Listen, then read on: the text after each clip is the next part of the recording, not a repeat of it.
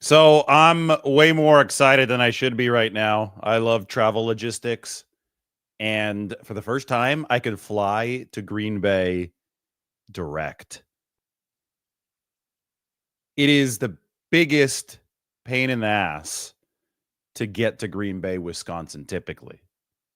But this is not typical. Thank you to Delta Airlines. They've added a direct flight leaving from San Jose a little bit after noon and going straight to Green Bay. There's going to be no Milwaukee, no Appleton, Wisconsin, no having to rent a car and then slide down the highway because it's -5 degrees.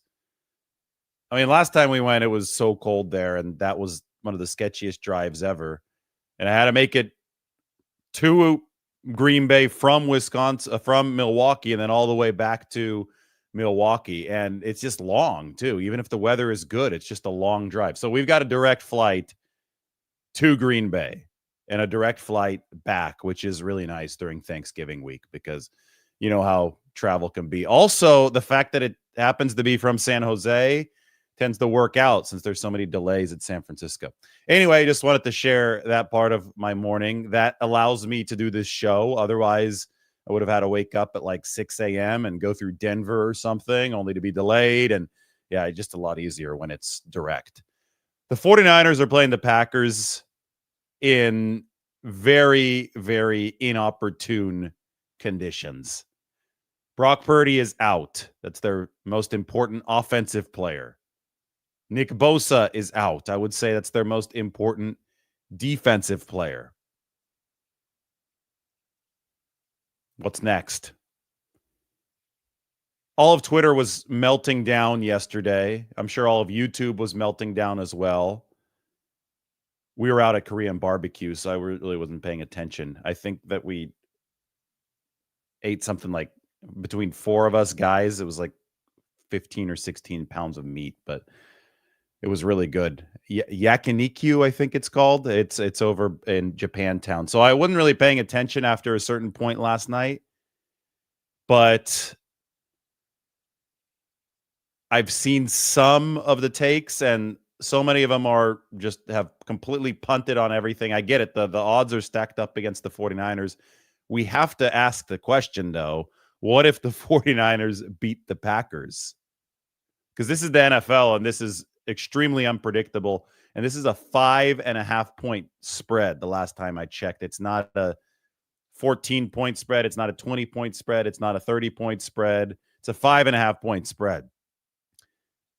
I have covered college football before.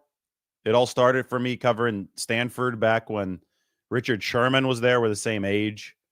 So in 2007, I've seen a team that was a 41-point underdog win. Stanford was a 41-point underdog to USC in 2007.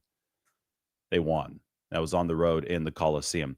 Anyway, I've done this for long enough to know that, especially in the NFL, you can't predetermine what's going to happen in a game.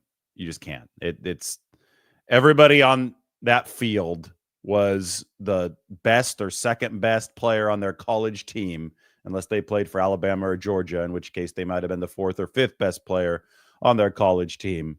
But with the talent being what it is in the NFL, regardless of who's playing quarterback, like anybody could beat anybody on any given day. That's why you see the very worst teams still win, usually a handful of games per season. So it is entirely possible that the 49ers, especially with some of the weapons that they do have available, walk into Green Bay and win. Brandon Allen, for example, he's made 9 career starts. 3 of those 9 have been 99.0 rating or better. 2 of them have been a rating of better than 120, which is superb. If Brandon Allen goes out and delivers a quarterback rating of over 100, the 49ers will have a very solid chance to win this game. And he's done it in a third of his starts. So it's, I think 49ers fans especially should remember what happened in 2022 when Brock Purdy came out of nowhere. Allen is 32, so this is not a 22-year-old QB coming out of college with an undefined ceiling. I think that we know what Brandon Allen's ceiling is going to be. He's not a mobile guy, but he's got a decent arm, and he has thrown for, 371 yards in a game for Cincinnati back against the Houston Texans. And he's a very specific track record, right? And I pointed it out. I wrote about it in the San Francisco Standard yesterday. The good starts for Brandon Allen have come against bad defenses. I think a lot of the 49ers' chances tomorrow come down to which Green Bay Packers defense shows up, just given the history of Brandon Allen. I'll show you guys right here. Let's get this up on the screen. We can take a look at the Brandon Allen 9 career starts. All right, behold. I put quarterback rating, and I put the defensive EPA ranking of his opponent. So in 2019, he made 3 starts. In 2020, there are 5 more starts here. I wonder if I'm, that's 9. In 2021, there is 1 start. His very first start was that 125.6 rating. As you could see, it came against the bad defense, the number 22 Browns. In 2020, he faced the Texans and delivered a 126.5 rating. That was the 371-yard game. That was the number 31 defense. The week before, he had a good statistical game against the Cowboys, 99 rating, the number 21 defense. As you could see, when he played good defenses, the number 6 Vikings, the number 5 Bills in 2019, it was ugly. Those aren't good quarterback ratings. The Giants, mediocre defense, that wasn't a good game. The Dolphins, a little bit better rating here, but that was a good defense. And, it needs to be over 80, I think, if the 49ers are going to win. But you never know. It could be unpredictable. Against Baltimore, that wasn't good. That was a whipping. Bengals did not perform well in that game against the Ravens. Neither did Brandon Allen. And then his most recent start against the middling Browns defense, a middling performance, a 76.2 rating. I understand that this is a really rudimentary way of looking at things, but I wanted to see what the commonalities were between the good Brandon Allen starts, because just by rating, 3 of the 9 have been good. And I guarantee you, if Brandon Allen delivers a rating of 99, 126.5, or 125.6 against the Green Bay Packers tomorrow, you will be intrigued by this game.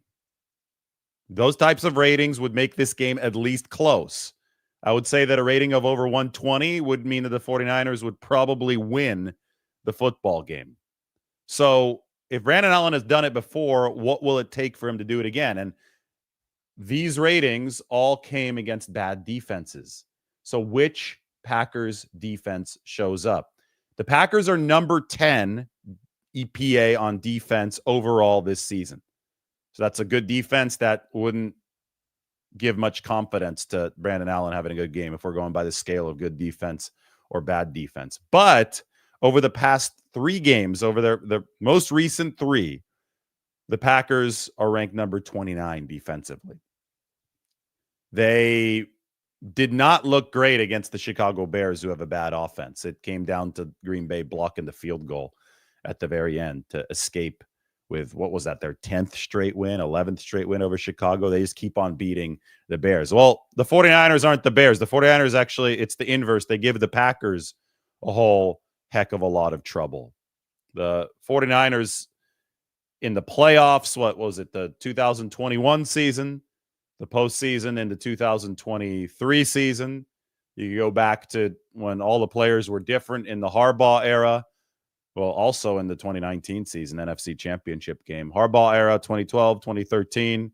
You have to go all the way back to the pre-TO Catch 2 Brett Favre, Steve Young family fight rivalry for a time when Green Bay consistently had the upper hand over the 49ers. So this is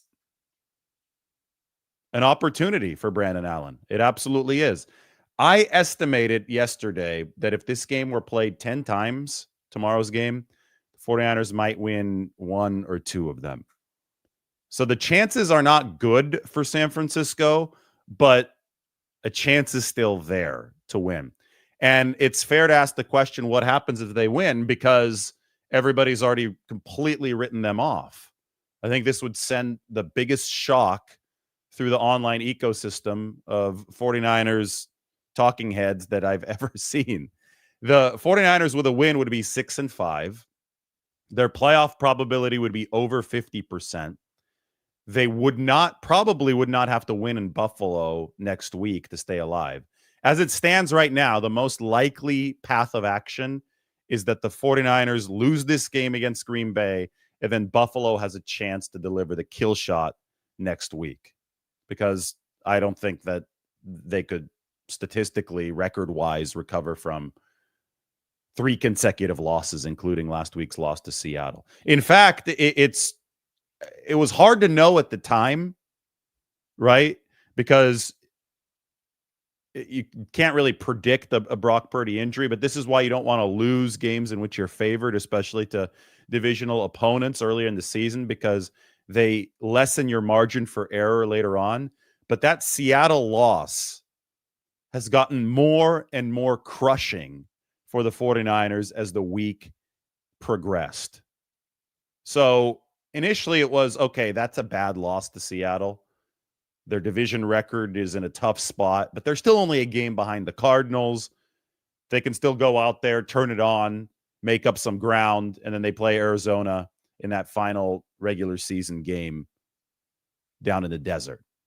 But when the Brock Purdy injury came through, and when he was ruled out yesterday for good, you look at the Seattle loss and you say, oh boy, all of a sudden they're absolutely going to have to steal a game in Green Bay now, right? That they don't have probability on their side in Green Bay. And I don't think that they were ever going to be favored to win in Buffalo. At some point, maybe before the season started, the 49ers were favored to win in Buffalo when those future lines were set. But the way that things have been going over the first couple months of this year, it's been clear that Buffalo might be the best team in the league, at least one of the 2 or 3 best teams in the league, and the 49ers are dealing with a whole lot more than the Bills. So the Bills have turned into favorites in that game. So when the loss to Seattle was mixed in with the Purdy injury, all of a sudden a win in either Green Bay or Buffalo went from being something that was a definite possibility for the 49ers to a complete long shot. So now I think it's more probable than any other outcome that the 49ers lose 3 straight games, that they have already lost Seattle, that they lose Green Bay, and that they lose Buffalo, which made the Seattle game an absolute gut wrencher for the 49ers to lose. That's one that, in retrospect, maybe they should have put all chips in the middle of the table to win that game. You never know. By that, I'm saying George Kittle, was he close to playing? I think that they were trying to preserve George Kittle for later in the season. Hindsight's 2020, though. You can't tell what's going to happen. You don't have the knowledge that you need to make the perfect decision sometimes when you enter a game. Kittle wanted to avoid the 4 to 6 week hamstring pull with the hamstring tightness that he was experiencing. So he didn't play against the Seattle Seahawks. I thought Kyle Shanahan made the mistake of trying to put a tight end in for an offensive lineman in for George Kittle at tight end. And I think that severely limited what the 49ers passing game was able to do. So Trent Williams did push through it, though. So you look at everything that happened, the 49ers did their best to try to win that game against Seattle on the offensive line from the Trent Williams standpoint, but they just couldn't get it done. And it turned into one of the more damaging regular season losses that we've seen in quite some time. So that set it up for this moment right here, which is the absolutely pivotal moment in terms of probability for the playoffs. And the line has grown from 49ers as 1 point underdogs, the Packers as 5.5 point favorites in this game. And Sam, I don't think that the 49ers are relying on a complete miracle, but I think that they are relying on a very specific course of events to go their way. There are some tendencies that suggest that it could be possible. One of them is Jordan Love. He's thrown 11 interceptions already this season.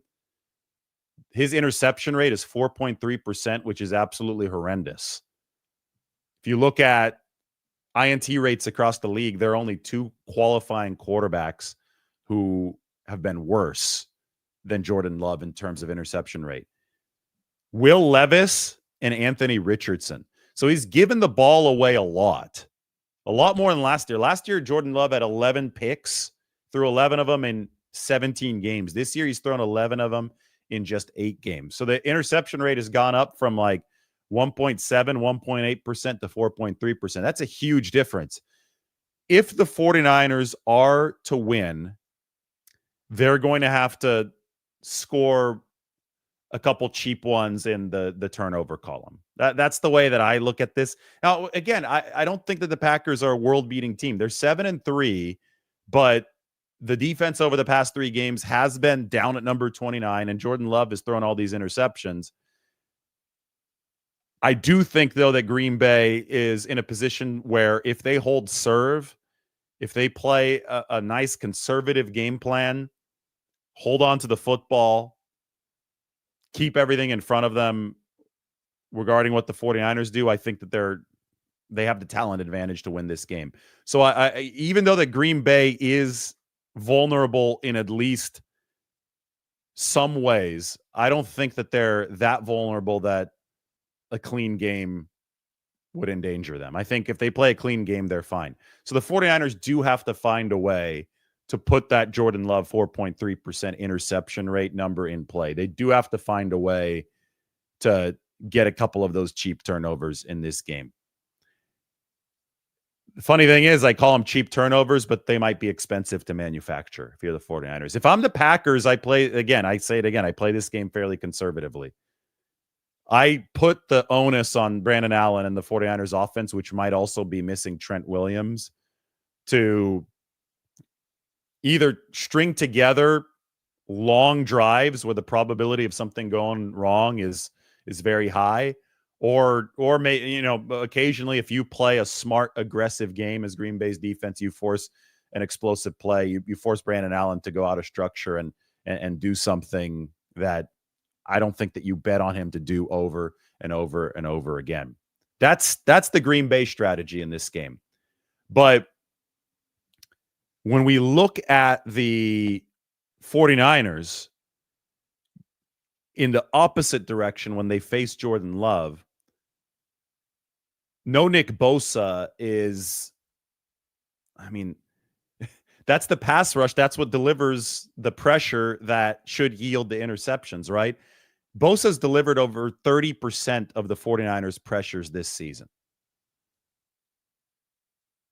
It's really, really hard to see the 49ers putting Jordan Love in a position of discomfort without upping their blitz rate in this game. They've blitzed only 16% of the time this season. That's number 31 out of 32 teams. The 49ers' actual blitzing has been relatively ineffective this year. They're bottom 5 of efficiency EPA generated when Nick Sorensen has dialed up a blitz. So extra pressure just really hasn't been worth it for the 49ers this year. But they might have to bring extra pressure in this game. Green Bay typically has a good offensive line. They rank number 7 in pass blocking efficiency this year. So you have a solid offensive line. This goes back all the way to the Rodgers years. You have a 49ers defense missing Nick Bosa that has generated over 30% of its pressures from Nick Bosa. So all of a sudden and no Javon Hargrave either, right? That's a huge loss within the context of the Bosa loss, because Hargrave was their best interior pass rusher. So they're down their best interior and exterior pass rushers. And it's a defense that hasn't been successful blitzing. So what do the 49ers do? I think that unless they are able to completely break tendency and make splashes with the blitz, confuse Jordan Love with the blitz, force their 1 or 2 turnovers that way. They're going to have to create schematic hell on the back end. This is going to be about disguising coverages, mixing things up with the safeties and the cornerbacks, going from zone to man and hiding it pre-snap, doing stuff that, recognizing that Jordan Love might have time in the pocket, but covering so well that he doesn't have room for a completion, or B, tries to force a completion, and this is the better outcome for the 49ers. They're able to get a turnover out of it. Can the coverage be the locomotive that pulls the train for San Francisco? Again, I'm just giving you guys the numbers. 11 interceptions this year. That has been the weakness for the Green Bay Packers offense, but they have a good offensive line, and the 49ers have gotten so much pressure from Nick Bosa, and he's not going to play. So I look at the 49ers defense, and I say, well, their defensive backfield, their secondary, especially the cornerback room, has been the best unit of this defense. Especially if we take Nick Bosa away from the front. Fred Warner hasn't been nearly as good as he was prior to the injury when he was playing at that defensive player of the year level. It's been the secondary, it's been the defensive backs, the strength and the depth of that unit has been the leader for the 49ers on that side of the ball. And they're going to have to probably be the leader again in this game. This is one of those games where you say, okay, the 49ers added Brandon Staley to the defensive staff of the offseason. He works primarily with the defensive backs. He loves adaptability on the back end.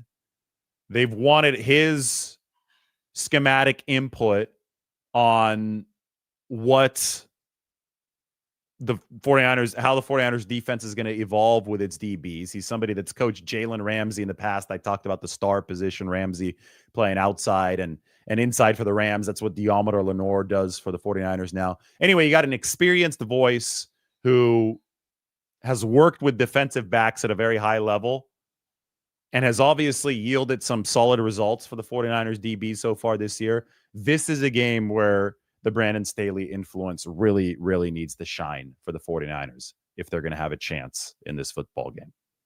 So I look at that as the 49ers' one narrow path to victory in this game is creating turnovers, probably with the back end, since it's hard to see the pass rush getting what it needs to without some true manufacturing, right? And once you start manufacturing a lot with the pass rush, you're opening stuff on the back end, and it could actually be harder to get interceptions. So maybe they just decide to drop into coverage. Maybe they decide to make this an ultimate coverage game and see if that goads Jordan Love into some mistakes. Offensively, you cannot lose sight of the fact that you do have Christian McCaffrey available. You do have Kittle available this time. You do have Juwan Jennings available. You do have Deebo Samuel available. I understand that Deebo Samuel has not put up big numbers so far this season, but all hands have to be on deck if you're the 49ers. And that is not a poor selection of skill position weapons. So they're not working with a barren cupboard in that regard. It's about distribution for Brandon Allen. Get the ball to the playmakers and work. The Packers are a middling defense when it comes to how they take on the run. The EPA this year has been about number 17 or 18 for Green Bay. If Kyle Shanahan had his way, Christian McCaffrey would run the ball 28 times in this game for 250 yards, and it'd be like the 2019 NFC Championship game where Green Bay couldn't stop Raheem Mostert. It would just be pound the rock over and over again, and maybe a very slight passing counterbalance. It's unrealistic to go into any football game expecting that.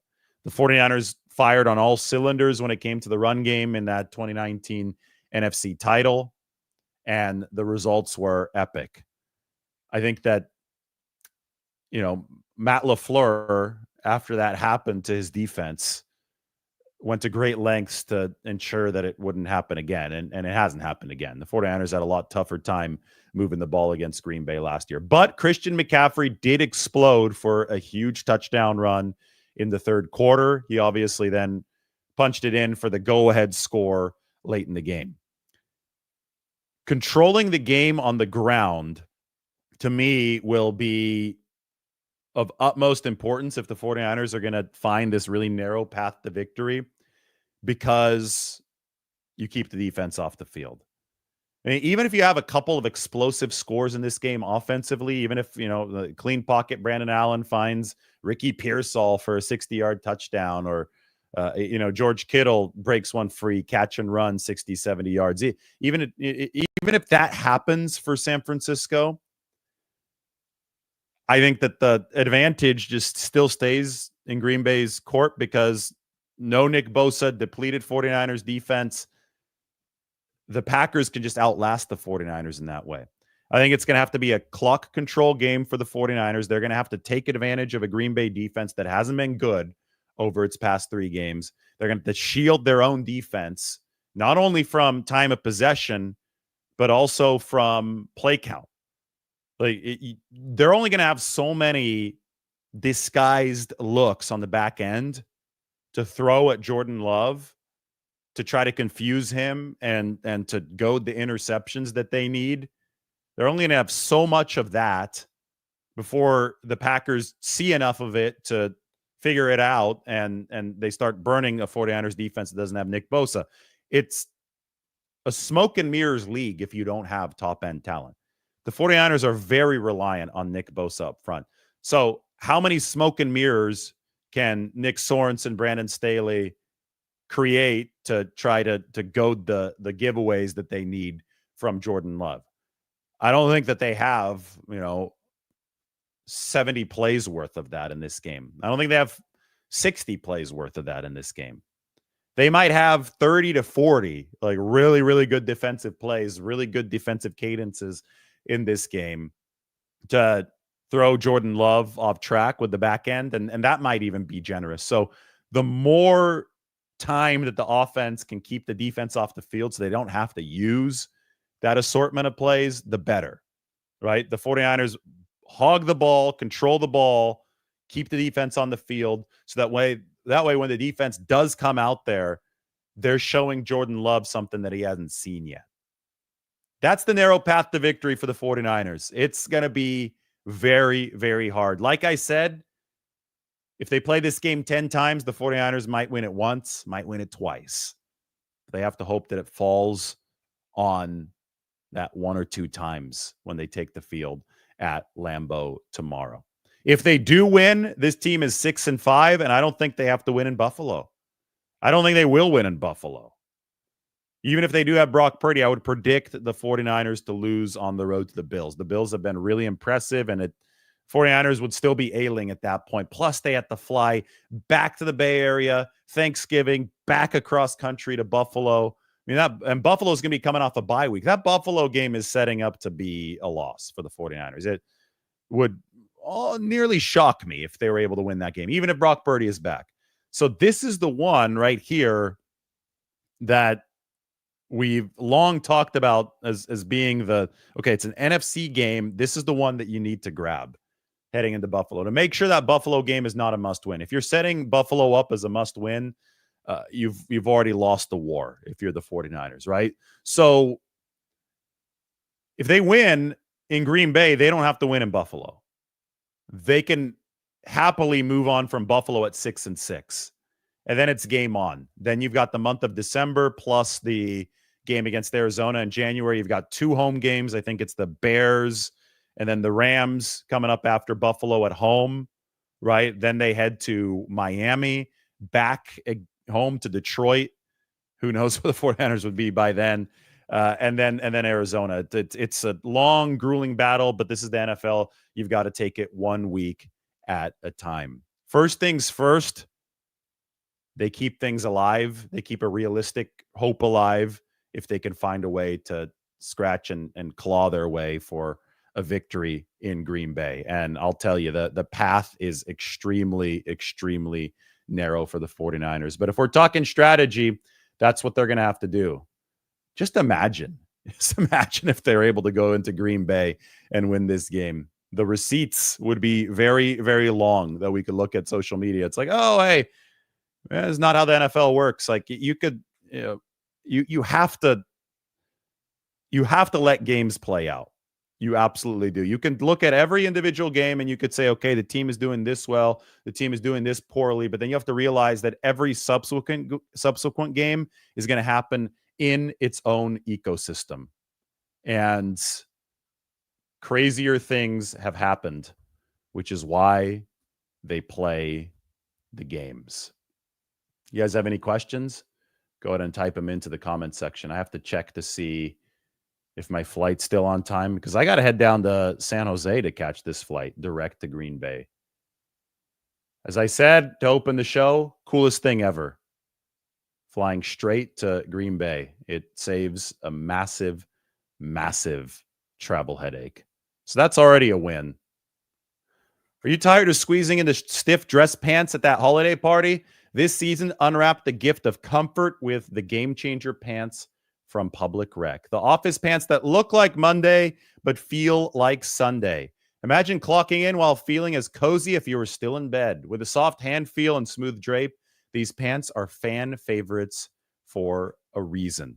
Whether you're closing deals in the boardroom, navigating holiday travel, or mingling at company parties, the Game Changers will keep you looking sharp and feeling great. Public Rec is the ultimate men's clothing brand for blending comfort and style seamlessly. Trust me, you won't be disappointed. Stop suffering in regular pants and give the gift of comfort this holiday season. For a limited time only, our listeners get 20% off when you use the code Lombardi at checkout. That's 20% off with the code Lombardi at publicrec.com. After you purchase, they'll ask you where you heard about them. Please support our show and tell them we sent you. Give yourself or someone you love the gift of comfort this holiday. All right, guys. Thanks for watching. What if the 49ers beat the Packers? I do not think it's going to happen. But never say never.